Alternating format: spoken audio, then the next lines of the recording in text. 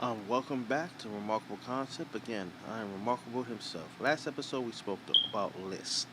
So let's stay on that same path, okay? We know one of the most talked about debates is the GOAT for the NBA.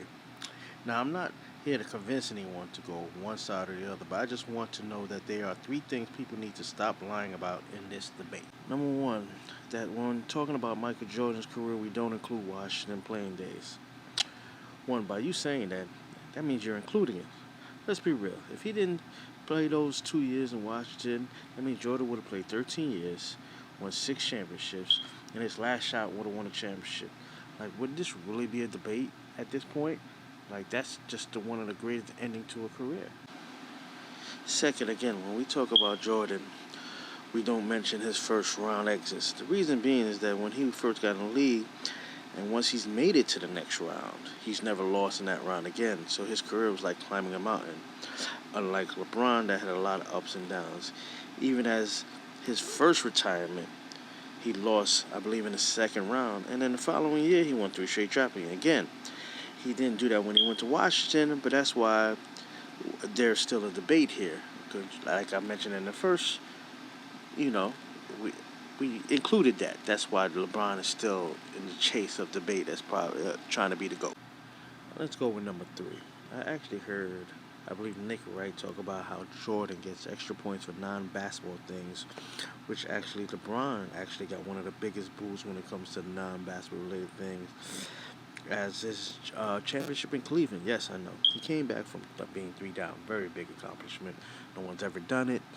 Um, so yes, kudos to that. But he also that championship even became bigger, got a bigger boost because unfortunately, as a city, Cleveland never won a championship. So for some reason, LeBron got an extra boost for that. Yet Jordan won six championships for the Bulls and their only championship.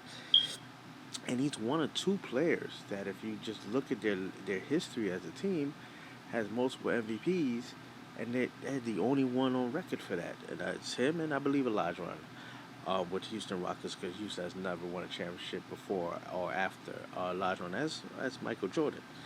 So also in that aspect, I also heard, I believe it was a few years ago, it was him and Chris Carter, Nick Wright, stating that LeBron championship in Cleveland should count for 2 points because once again the city hasn't won. It has nothing to do with that the Cleveland hasn't won, Cavaliers, but the city hasn't won.